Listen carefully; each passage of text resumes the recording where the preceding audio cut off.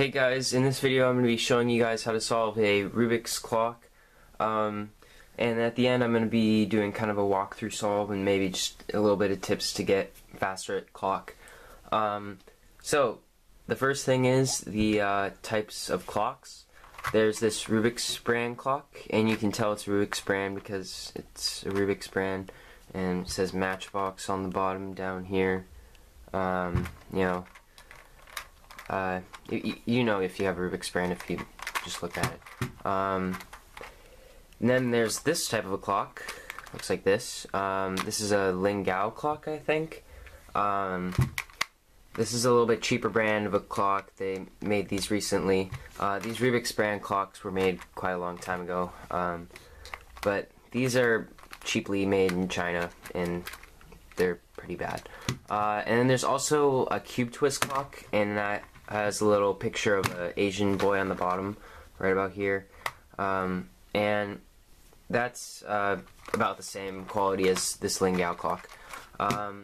The only bad part about these clocks are that if you do this and then you flip it over, then that happens. But other than that, let's get to the actual tutorial. And basic clock mechanics. Whoops. How a clock works is there are two different things to actually affect the dial or the clocks. There are these dials, and you can just turn these clockwise, counterclockwise. And then there's also these knobs, or these pins. These pins are either up or they're down. Up or down. And so for how the clock actually works, if you have no pins up, all of them are down, then you're only going to be turning these corner clocks, as you can see. But if you have all of the pins up, you're going to turn every single one in the top face. Now it does this because if you have these pins either up or down, all of these corner clocks are going to work the same way. Now, also, the reason why these edges are going the same is because the corners are going the same, and they are directly affected by these pins, which are, if these pins are up, then they're going to be affecting the pieces that are around it. So we can demonstrate it by just having one pin up. If I want to turn this clock over here, and you see this is the only pin up, if I turn this clock over here, it's not going to affect these four pieces. It's going to affect these three corners, as you can see. But if I turn this clock, it's going to affect these four, and it looks like that. If I have two dials up, and I turn this top one, it's going to affect all six of these. If I turn the bottom, it's only going to affect two. If I have 3 pins up, I'm going to be affecting 8 clocks, and this bottom clock is not going to be affected. But if I turn this one down here, only one is going to be affected. On this side. All of these things are only on this side. They are doing things to the other side, but you don't really need to worry about that because you're only going to be solving things on the side that you're looking at. So, let's get to actually solving it. I'm going to scramble this guy up.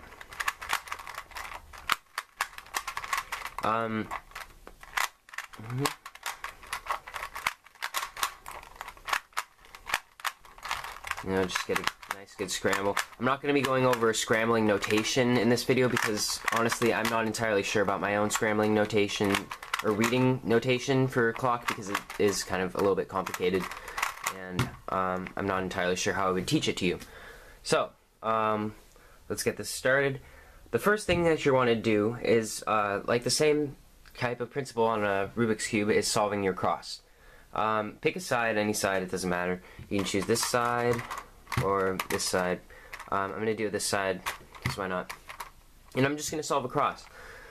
Now, I'm going to start on the bottom left-hand corner, this one, and I'm going to put the pin up. I'm just going to match all of these dials to the next dial.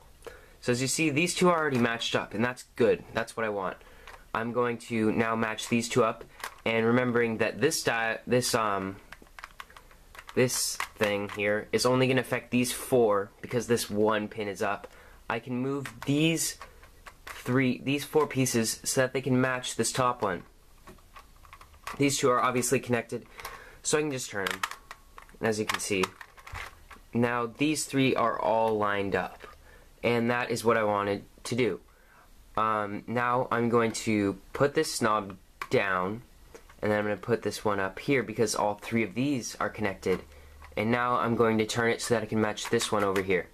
We're going to keep on going around the clock until all of them are solved in a clockwise type of thing. And I'm generally going to always start on the bottom left because that's how I was taught. And I'm just going to match that up. You see how all 3 of these are starting to make a cross. There's 4 of the 5 cross pieces. And then now I can't put this pin down and put this one back up because if I do it, I'm going to ruin this part. So I need to remember I need to have 2 pins up for the last cross piece.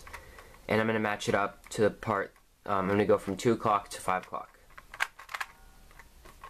Now, this is pretty good. Now what we have to do is set these to 12. Because what we're going to do is we're going to forget about this side and move over to the other side.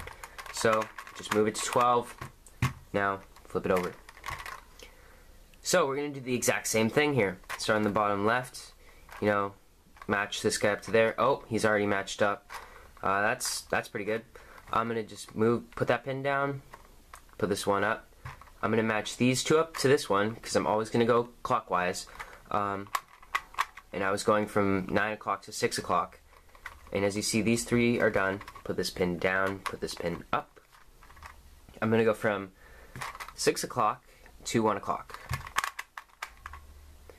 And then now we have 4 of the cross pieces solved. The 5th one, we're going to leave that pin up and then just add another one. I'm going from 2 o'clock, or 1 o'clock to 3 o'clock. So, there we go. You have your cross done on the second side. Now what you're going to do is solve the corners. And this is pretty easy. I'm not going to put this cross to 12 because it's just going to waste some of my time. I don't really care about putting it to 12, and you shouldn't do it. You shouldn't put it to 12 unless it is at 12 after solving. I just happen to be at 3 o'clock. So what I'm going to do is I'm going to solve one corner, and by doing this, I'm going to move all of these clocks to this one corner. So what I'm going to do is have these edge clocks match this corner clock. And if you remember, having 3 dials up is going to move 8 clocks, and it's not going to move this one clock down here, which is what I want to do. I don't want to affect this one clock. I want to affect everything else. So what I'm going to do is just do this and then have that match up there. And now what I'm going to do is I'm going to bring this one up and then this one down. And oh, look at that, one's already solved, which was pretty good. I'm going to go on to the next one, and it's just like that. Now I'm going to go from 7 to 4 o'clock. And as you see, this one's down. Just go over to 4 o'clock. And then here, I'm going to go to 1 o'clock. Remember to switch the pin. Now you have all your face completely lined up. You just have to put all the pins up to go to 12 o'clock. And voila! Your clock is solved. Look at that. So, yeah, now for the, just a little bit of help. So you may be having a little bit of trouble of getting faster at clock. You may hit a wall, and I certainly had a wall where I just couldn't get faster than like 40 seconds. And what you just have to do is turn the pins a little bit faster. And I'm going to show you a couple of techniques, maybe 1 or 2 techniques that'll increase your efficiency in solving the cross and solving your corners. So I look around the clock, I see if there's anything that I can do in like 1 or 2 moves. Wow, look at this. This is a great example here. These 3 are already at 1. Instead of starting at the bottom left, I'm going to start at the top right. And I'm just going to go like this and match these 3 up to this bottom one, just like that. I'm going to connect these last 4 up with this 10 o'clock, and then have it all at 12, flip it over. See how easy that one cross was? It was much faster if I would have done like a systematic way. So now we're going to solve cross on this side. Start at the bottom left, and I saw in my inspection time that there was really nothing good, so I'm just going to do it like a systematic way of doing it, and you know, just going through, whoops, and then whoops, what am I doing here? Sorry. And then the last bit. That bottom right clock is hard to do, especially when it's not turning very well. So now we're going to solve these last bits. And there we go. So, efficiency in clock is really important. You need to be able to do things on the spot and just figure out what you can do best and find the most efficient way of doing things. So that's about it. Hopefully you guys like this tutorial slash, you know, tips thing, and bye.